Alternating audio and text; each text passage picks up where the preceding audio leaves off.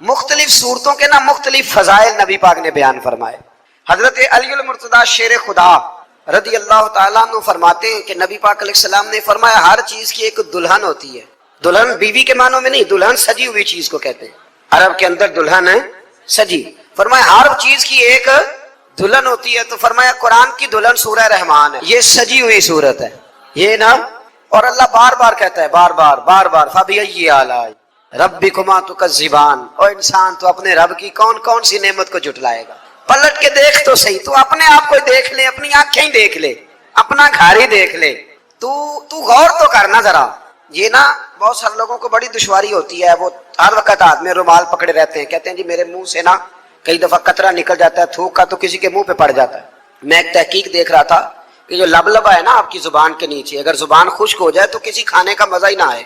Doctor کہتے ہیں کہ اتنی قیمتی چیز ہے یہ جو آپ کی زبان تر رہتی ہے کہ یہ سارے ذائقے جو ہیں یہ آپ کو دیتی ہے۔ اگر کبھی زبان پک جائے نا تو اچھی طرح پکی ہوئی چیزیں بھی مزہ کوئی نہیں دیتی، بلکہ جلتی رہتی ہے ہر شے۔ اللہ نے جو بنایا ہے نا، جہاں بنایا ہے کمال ہی بنا دیا ہے۔ اور فرماتے ہیں فَبِأَيِّ آلَاءِ رَبِّكُمَا تُكَذِّبَانِ، اپنے رب کی کون کون سی، تو کہاں جائے گا؟ اور شروع کہاں سے کیا؟ فرمایا الرحمن علم القرآن، فرمایا رحمان نے اپنے حبیب کو قرآن سے۔ حضرت علی فرمایا کرتے تھے کہ میں اگر قرآن کی تفسیر لکھوں تو کئی اونٹ کتابوں کے بھر جائیں، پھر بھی تفسیر ختم۔ ہم پرانی بات نہیں کرتے، یہ گجرات میں مفتی احمد یار خان صاحب نعیمی حکیم الامت رحمت اللہ، قرآن مجید کے ایک پارے کی تفسیر لکھی تو پوری ایک جلد بن گئی۔ ابھی پنڈی کے وہ عالم حیات ہیں جو کہتے ہیں کہ ایک پارے کی ایک جلد نہیں، ایک پارے کی تو 3-4 جلدیں بن جاتی ہیں۔ اعلیٰ حضرت فاضل بریلوی سے کسی نے کہا تفسیر لکھے، فرمانے لگے میں لکھوں گا تو پڑھے گا کون؟ فرمایا میں تو سورہ بددعا کی تفسیر لکھوں تو کئی جلدیں بن جائیں۔ اتنا وسیع۔ اور بتائیے یہ وہ لوگ ہیں جنہوں نے استادوں سے قرآن سیکھا ہے، تو جس رسول نے اللہ سے سیکھا ہے، جس نبی نے اللہ سے سیکھا ہے، اس کے آپ کیا صاحب بات کرتے ہیں علم کی، اور آپ ترازو لے کے بیٹھے ہیں، آپ کیسی بات کرتے ہیں؟ میرے محبوب کو رب کہتا ہے میں نے قرآن سکھایا ہے۔ خلق الانسان، فرمایا پہلے قرآن سکھایا ہے، پھر میں نے اس انسان کامل کو دنیا میں پیدا فرمایا ہے۔ علمہ البیان، اور پھر میں نے اسے بیان سکھایا ہے۔ کہ بیان کون سکھاتا ہے؟ یہ قرآن مجید کہہ رہا ہے، بیان کون سکھاتا ہے؟ کچھ دوست ایسے ہوتے کہتے فلانا آدمی مقرر ہے جی، تو کیا مقرر آدمی جو ہوتا ہے وہ بالکل فضول آدمی ہوتا ہے؟ اللہ کہتا ہے کہ یہ جو بیان ہے نا یہ بھی میں ہی سکھاتا ہوں، ہر ایک حصے میں ہر نعمت آتی یہ بھی اللہ ہی سکھاتا ہے۔ اور نبی کریم علیہ السلام نے فرمایا بعض بیان جادو ہوتے ہیں، وہ جادو ہی کر جاتے ہیں جی۔ کچھ لوگ ایسے ہوتے ہیں جن کا ایک جملہ انسان سنتا ہے تو ساری زندگی کے لیے کافی ہو جاتا ہے، اللہ تاثیر کی دولت عطا کرتا ہے۔ پھر بڑی ساری باتیں رب کریم نے ارشاد فرمائی، فرمایا علمہ البیان الشمس والقمر بحسبان، سورج اور چاند حساب کے پابند ہیں، والنجم والشجر یسجدان، آسمان کے تارے اور زمین کے درخت اسی کے سامنے سجدہ کیے ہوئے ہیں، والسماء رفعها ووضع المیزان، آسمان اسی نے بلند کیا ہے اور میزان عدل بھی اسی نے قائم کیا ہے، اللہ تطغوا فی المیزان، تاکہ تم تولنے میں زیادتی نہ کرو، واقیموا الوزن بالقسط ولا تخسروا المیزان، اور فرمایا اس طرح کرو کہ وزن کو ٹھیک رکھو انصاف کے ساتھ اور تول کو کم نہ کرو۔ پھر بڑی ساری باتیں ارشاد فرمانے کے بعد فرمایا والحب ذو العصف والریحان، اناج میں جو بھوسا والا ہے اور خوشبودار پھول سارے کس نے پیدا کیے؟ فرمایا فَبِأَيِّ آلَاءِ رَبِّكُمَا تُكَذِّبَانِ، تو تم اپنے رب کی کن کن نعمتوں کو جھٹلاؤ گے؟ فرمایا خلق الانسان من صلصال کالفخار، ہم نے انسان کو بجنے والی ٹھیکری کی مٹی، جو بجنے والی مٹی ہے نا جو خشک ہو جاتی ہے، اس سے پیدا فرمایا۔ وَخَلَقَ الْجَانَّ مِن مَارِجٍ مِّن نَار، اور پیدا کیا جان کو آگ کے خالص شعلے سے۔ فَبِأَيِّ آلَاءِ رَبِّكُمَا تُكَذِّبَانِ، یہ صورت ایسی ہے کہ اس کا ایک ایک لفظ پڑھنے کو دل کرتا ہے۔ یہ سارا قرآن مجید ہی بڑی بات ہے، لیکن یہ تو صورت جو ہے نا ہمیں اپنا آپ یاد کراتی۔ بہرحال اللہ تعالیٰ نے بار بار ایک بات کا ذکر فرمایا، اور اسی سورہ مبارکہ میں نا پھر ایک سبق دیا، فرمایا ڈر جاؤ۔ کیا ملے گا یا اللہ؟ فرمایا اگر تم میرے سامنے کھڑے ہونے سے ڈرو گے نا تو 2 جنتیں دوں گا۔ وَلِمَنْ خَافَ مَقَامَ رَبِّهِ جَنَّتَانِ، جو اللہ کے سامنے کھڑے ہونے سے ڈرے گا اللہ اسے 2 جنتیں دے گا۔ ویسے آج کل ڈرتے تو نہیں نا لوگ، ڈر نکل گیا، بس تھوڑا سا برادری سے ڈرتے ہیں، برادری سے تھوڑا سا، زیادہ نہیں، تھوڑا سا رسم و رواج سے ڈرتے ہیں۔ کچھ تھوڑا سا کچھ لوگ ہیں جو چلو تھوڑا بہت بچوں سے ڈر جاتے ہیں، تھوڑا تھوڑا ہے نا، دنیا داروں سے لوگ ڈرتے ہیں، نہیں ڈرتے تو اللہ سے نہیں ڈرتے جس سے ڈرنا چاہیے۔ فرمایا جو رب کے سامنے کھڑے ہونے سے ڈرے گا اللہ اسے 2 جنتیں عطا فرمائے گا۔ پھر ہمارے معاملات کے اندر للہیت ختم ہوتی جا رہی ہے، خلوص نہیں رہا، کرامتیں ہیں، کہانیاں ہیں، داستانیں ہیں، الزامات ہیں، جھوٹ ہے، فریب ہے، فراڈ ہے، بڑا کچھ ہے۔ اگر نہیں ہے تو خلوص نہیں ہے، اگر نہیں ہے تو ہمارا اللہ اور اس کے رسول کے ساتھ رضا والا معاملہ نہیں ہے۔ کسی چیز کو اس کی حقیقت کی بجائے ہم تصورات کی دنیا میں جا کے، خیالات، توہمات اور افواہوں کی دنیا میں جا کے اس کو قبول کرتے ہیں۔ یاد رکھو جن لوگوں کی زندگیاں اللہ کی رضا کے لیے تھیں وہ لوگ بڑے اچھے تھے، بڑے خوش بخت تھے، بڑے خوش نصیب تھے۔ انہیں بدر کے میدان میں گردنیں کٹانے میں بھی بڑا ہی مزہ آیا تھا انہیں۔ آپ دیکھیں نا، احد کے میدان میں جانے دینے میں بھی انہیں بڑا مزہ آیا۔ جب آدمی میں خلوص ہوتا ہے تو اس کے لیے جان قربان کرنا بھی آسان ہو جاتا ہے، لیکن جب خلوص نہیں ہوتا پھر گفتگو ہوتی ہے، پھر باتیں ہوتی ہیں، پھر داستانیں ہوتی ہیں، پھر کہانیاں ہوتی ہیں، پھر لب و لہجہ ہوتا ہے، پھر منصوبہ سازی ہوتی ہے، پھر ہیلے بہانے، پھر سغرے کبرے جوڑ کے لوگ کہانیاں اور داستانیں بناتے ہیں۔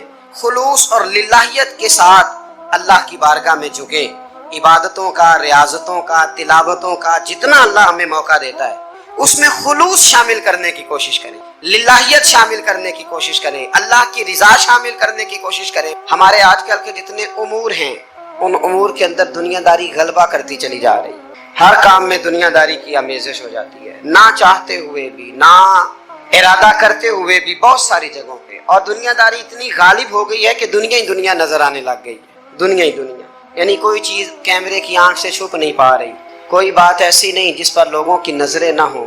کوشش کریں۔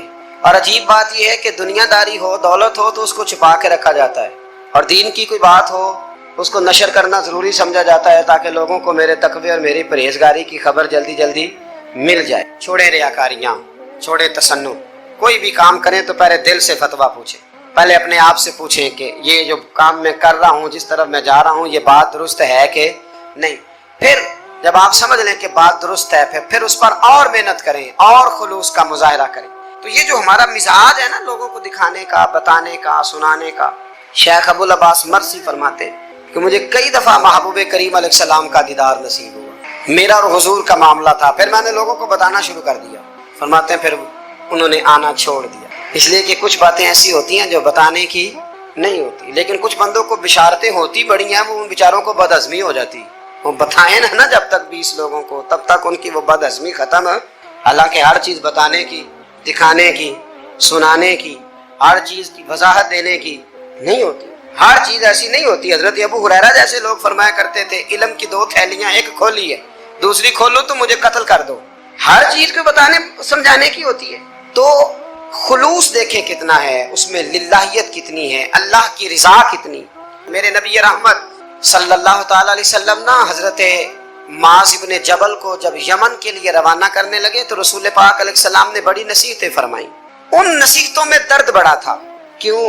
اس لیے کہ حضور نے انہیں بتلایا تھا کہ جب تم واپس آؤ گے تو میری تمہاری ملاقات نہیں ہوگی، تم میری قبر سے گزرو گے، ملاقات نہیں ہوگی۔ تو وہ جو نصیحتیں تھی نا اس موقع پر جب آپ گویا کسی سے آخری ملاقات کر رہے ہوتے، ان نصیحتوں کے اندر جو حسن ہوتا ہے، کمال ہوتا ہے، وہ تو جاتے جاتے کی بات، لے سجنا سا توڑ نہیں پائی تو جان ہی دیتی رات تیرے، وہ جو جاتے جاتے کی گفتگو ہوتی ہے، وہ جو انداز ہوتا ہے بڑا کمال ہوتا ہے، اور اس کی گہرائی اور گہرائی کو وہ سمجھ سکتا ہے جس کو وہ لمحے میسر آتے، جو اس وقت اس مقام پہ کھڑا ہوتا ہے۔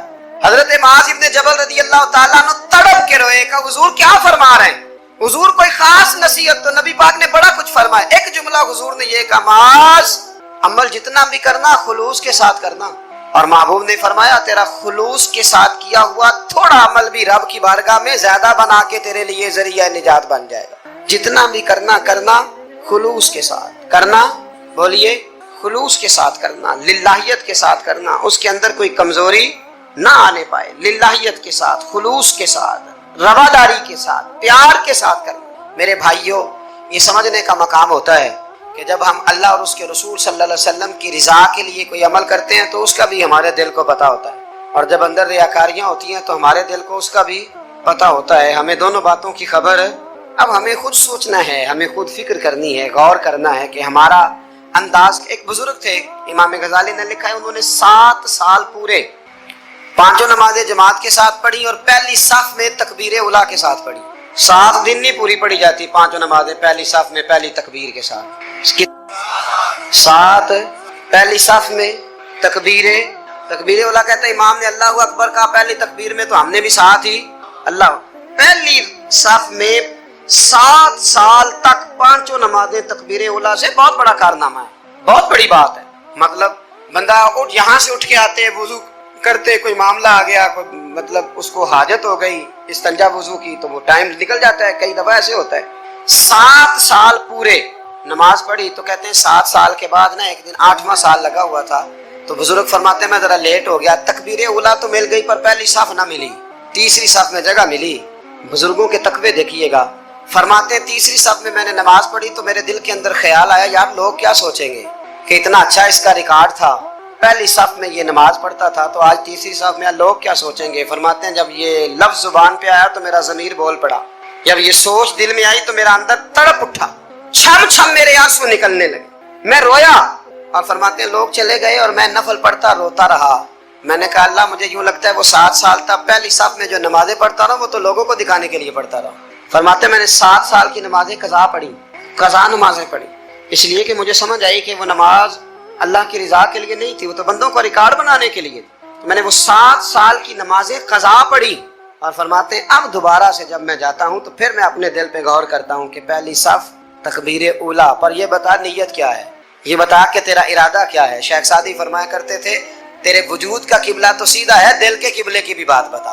हजरत मूसा कलीमुल्लाह अला नबीना अलैहि सलाम पर अल्लाह करीम ने वही फरमाई कि मूसा ए मेरे कलीम, मेरे लिए भी कोई काम किया है।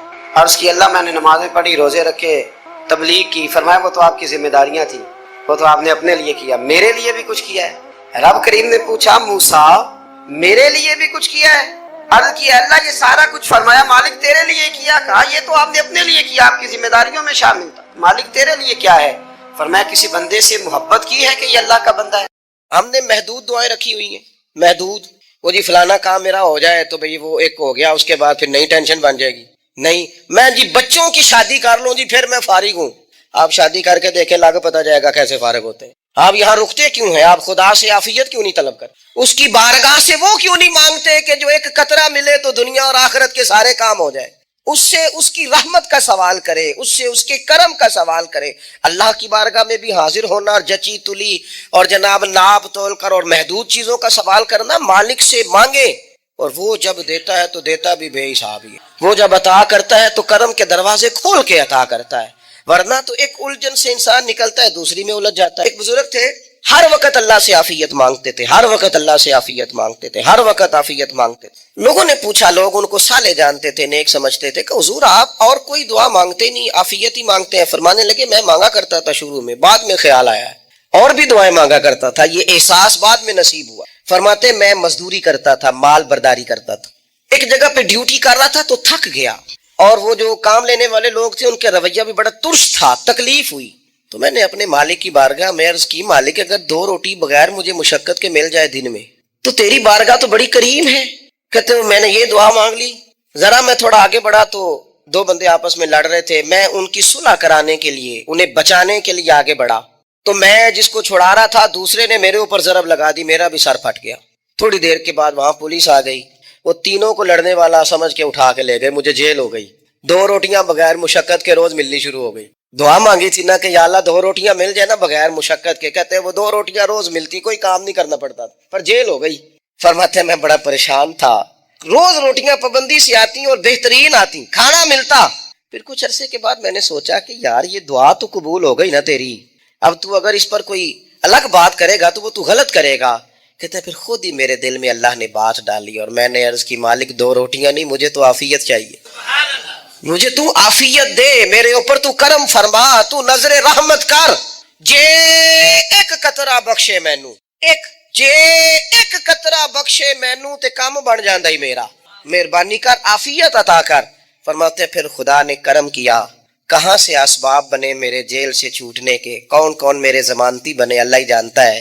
فرماتے ہیں دروازے بھی کھل گئے، رزق بھی ملتا ہے، صحت بھی میسر ہے، سجدہ بھی کر لیتا ہوں، سویرے تلاوت بھی کرتا ہوں، شام کو مدینے والے کی بارگاہ میں رج کے درود و سلام بھی عرض کرتا ہوں، میں ممکن ہوتا ہے تو کسی غریب کی داد رسی بھی کرتا ہوں۔ اب سمجھ آئی ہے ربنا آتنا فی الدنیا حسنۃ وفی الآخرۃ حسنۃ وقنا عذاب النار۔ اب سمجھ آئی ہے رب سے جب بھی مانگنا ہے عافیت ہی مانگنی ہے۔ حضرت عباس بن عبد المطلب رضی اللہ تعالیٰ عنہ نبی پاک علیہ السلام کے پیارے چچا جان ہیں، عرض گزار ہیں، یا رسول اللہ صلی اللہ علیہ وسلم مجھے بتائیے میں اپنے رب سے مانگوں تو کیا مانگوں؟ تو حضور نے فرمایا رب سے عافیت مانگ۔ کہتے میں کچھ دن رکا، کچھ دنوں کے بعد پھر حاضر بارگاہ ہوا اور عرض کی یا رسول اللہ صلی اللہ تعالیٰ علیہ وسلم مجھے بتائیے میں اپنے مالک سے مانگوں تو کیا مانگوں؟ تو حضور نے پھر فرمایا اللہ سے مانگنا تو عافیت مانگنا۔ بزرگ فرماتے ہیں یہ عافیت کیا ہے؟ عافیت یہ ہے کہ یا اللہ ظاہری پریشانیاں، باطنی پریشانیاں، اے اللہ ظاہر کے میل کچیل بھی دور ہو جائیں، باطن کے بھی دور ہو جائیں، اے اللہ ہر معاملے میں، ہر آزمائش میں، ہر دکھ میں ہمیں تیری پناہ نصیب ہو جائے، یہ عافیت ہے۔ اور صوفیہ کرام فرماتے ہیں عافیت سے بڑی نعمت کوئی نہیں اگر کسی کو میسر آئے تو، عافیت سے بڑا حسن کوئی نہیں اگر کسی شخص کو یہ نصیب ہو جائے۔ اور ایک اللہ والے نے تو ایک اور بڑا خوبصورت ترجمہ یہاں کیا ہے، وہ کہتے ہیں عافیت کا مطلب ہے دل کا قرار، عافیت کا مطلب ہے باطن کا سکون، عافیت کا مطلب ہے انسان کے مزاج کا حوصلہ، ٹھنڈک، بردباری۔ اس بندے کو عافیت نصیب ہو جاتی ہے گویا اللہ اسے سکون کی دولت عطا فرما دیتا ہے، تھوڑے پیسوں میں بھی سکون، بغیر شہرت کے بھی سکون، کوئی بات مان لے تب بھی سکون، کوئی دھتکار دے پھر بھی سکون، لوگوں کی گڈ بک میں ہو پھر بھی سکون، اور اگر لوگ سارے مخالفت میں آ جائیں تو چونکہ اللہ نے عافیت دی ہے پھر بھی سکون۔ اللہ تعالیٰ نے ان لوگوں کو قرار کی دولت، اللہ سے عافیت مانگی جائے، اس میں دنیا کی بھی بھلائی شامل ہے، آخرت کی بھی بھلائی شامل۔ نبی اکرم صلی اللہ تعالیٰ علیہ وسلم توجہ دلاتے کہ اللہ سے تم عافیت مانگو، ہمارا نہ جی، کیونکہ سب سے بڑا مسئلہ روحانی تربیت کا ہے۔ ہمارے ہاں باتیں ڈھیر سارے لوگوں کو آتی ہیں اور بہت زیادہ آتی ہیں، منصوبہ بندی کرنا، پلاننگ کرنا، اپنے معاملات کو خود سے کیسے لے کے چلنا ہے، کیسے ٹھیک کرنا ہے، اپنے حق میں دنیا کو کس طرح قائل کرنا ہے، یہ ڈھیر سارے لوگوں کو آتا ہے، اور اپنے حق میں دلائل کس طرح قائم کرنے ہیں، اس میں بہت سارے لوگ خود کفیل ہوتے ہیں، انہیں کسی سے مشاورت کی بھی ضرورت نہیں ہوتی۔ لیکن اللہ کی بارگاہ سے اپنا رشتہ کیسے جوڑنا ہے، مالک سے کرم کا سوالی کس طرح کر کے ہونا ہے، اللہ سے عافیت کا سوال کیسے کرنا ہے، یہ چونکہ روحانی تربیت میں ہمارا مزاج نہیں ہوتا لہذا ہم اس طرف جاتے نہیں، ہم وہ اپنی مرضی کی چیزیں، یعنی وظیفہ پوچھ کے گئے ہیں ایک صاحب، کچھ عرصے کے بعد آئے ہیں تو آ کے کہتے ہیں مولانا صاحب، پیر صاحب یا قاری صاحب یا فلاں صاحب، کسی سے بھی پوچھ کے گئے کس چیز کو نیک آدمی جانا، پھر لوٹ کر آ کے کہتے ہیں کہ آپ نے وظیفہ بتایا تھا پر کام کوئی نہیں ہوا۔ تو میں تو صاف کہتا ہوں اور کھلے دل سے کہتا ہوں کہ بھائی وظیفہ آپ کو بتایا تھا کہ اللہ کی رحمت متوجہ ہوگی، خدا کی رحمت کو آواز دینے کے لیے وظیفہ دیا تھا، کوئی بھی وظیفہ رب کو مجبور تو نہیں نہ کر سکتا معاذ۔ اور وظائف کس لیے پڑھے جاتے ہیں کہ جلدی سے معاملات ٹھیک ہو جائیں، میرے حق میں چیزیں بہتر ہو جائیں، تو اللہ کی رضا کے لیے پڑھے جاتے۔ تو وظائف کو، عبادات کو، نوافل کو، تلاوت کو، درود پاک کو تو رضا الہی کا ذریعہ بنانا چاہیے، لیکن ہم چونکہ ایک پورا الجھاؤ رکھتے ہیں اپنی دنیا داری کے معاملات سیدھے کرنے، ایک پورا خیر رکھتے ہیں، وہ لوگ ملتے رہتے ہیں مختلف بزرگوں کی نسبت کے تعلق سے، تو بعض جگہوں پہ بعض لوگ بڑے تیز ہوتے ہیں، یعنی ان سے آپ کی ملاقات ہوتی ہے تو بندے کو محسوس ہوتا ہے کہ یار اسے تو پہلے ہی ساری باتوں کا پتہ ہے، اور کئی دفعہ ان سے ملنے کے بعد احساس ہوتا ہے کہ یار اس سے تو تھوڑا سیکھ ہی لیتے تو بہتر تھا، یہ تو بات بڑی آگے نکل گئی۔ سارا پتہ ہوتا ہے، باشعور ہوتے ہیں، لیکن ڈر آتا ہے اللہ سے۔ اتنا باشعور آدمی، سمجھدار، پنچایت، پریا، لوگ، دین، دنیا سارا پتہ ہے، نماز کا ٹائم آ گیا تو وہ چھپتا پھرتا ہے، اس کی طبیعت پر بوجھ بن رہا ہے معاذ اللہ اللہ کے حضور حاضر ہونا، اسے خیر کا کام کرنا پڑ رہا ہے تو وہ ادھر ادھر نکلتا جا رہا ہے۔ تو سوال یہ ہے کہ پھر یہ شعور کا کیا مطلب رکھا ہوا ہے ہم نے؟ پھر اللہ سے دعا کرنے کی ضرورت نہیں۔ حضرت عارف رومی رحمۃ اللہ تعالیٰ علیہ فرمایا کرتے تھے بعض لوگوں کو رب سارا کچھ دیتا ہے، سجدے کی توفیق نہیں دیتا۔ اس کا مطلب یہ ہے کہ وہ کہتا ہے یہ سارا کچھ لے اور نکل جا، میرے گھر نہ آنا، رکھ سارا کچھ پاس۔ رب سے عافیت مانگی جائے، اس سے اس کا فضل مانگا جائے، اس سے اس کا کرم مانگا جائے۔ اللہ کے پیارے رسول صلی اللہ تعالیٰ علیہ وآلہ وسلم اس عافیت مانگنے پر زور دیتے، توجہ دیتے۔ میں آپ کو صحیح بتاتا ہوں، رب نے اگر کسی بندے کو عافیت میں رکھا ہو نا تو حالات کیسے بھی برے چل رہے ہوں اس کا بگاڑ کچھ نہیں سکتے۔ اور اللہ تعالیٰ معاف کرے، 100 دفعہ خاکم بدہن اگر کسی وقت اس کے کرم کی نگاہ پھر جائے تو پھر سارے اسباب سمیت بھی انسان اپنے پیروں پہ کھڑا نہیں رہ سکتا. اس سے جب تک طلب کرم نہیں ہوتا، طلب عافیت نہیں ہوتی، اس کی بارگاہ سے جب تک بندہ مومن پورا رجوع نہیں کرتا، یہ عافیت اتنی اعلیٰ چیز ہے کہ نبی پاک علیہ السلام نے فرمایا آذان اور اقامت کے درمیان جو وقت ہوتا ہے اس میں دعائیں رد نہیں ہوتی. دعا مانگا کرو گے تمہاری اللہ اپنے فضل سے قبول کر لے گا. عرض کی یا رسول اللہ کیا مانگے؟ تو فرمایا عافیت مانگو رب سے. حضرت انس بن مالک حدیث کے راوی ہیں رضی اللہ تعالیٰ عنہ، یہاں بھی فرمایا یہ عین قبولیت کا ٹائم ہے، اب اللہ سے عافیت مانگ لو، اس کی پناہ. ہم دعاؤں میں بھی محدود ہو جاتے ہیں. رب دا طالب کوئی نہ ملیا، جو ملیا طالب زردہ ہو. دعاؤں میں بھی حد بندی.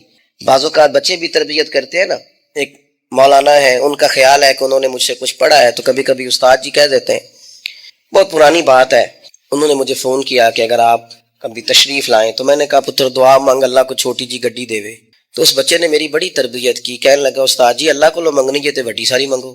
آپ نے محدود کیوں کیا کہ بھئی یہ چھوٹی سی اللہ گاڑی کیوں اللہ چھوٹی دے؟ رب دے تو بڑی دے اور رحمت سے دے، اللہ سے مانگنی ہے نا جی. ہم تربیت نہیں لیتے. میں نے اس کا شکریہ ادا کیا، میں نے کہا بیٹے تو نے بڑی سونی بات کی، اللہ تجھے اس کا اجر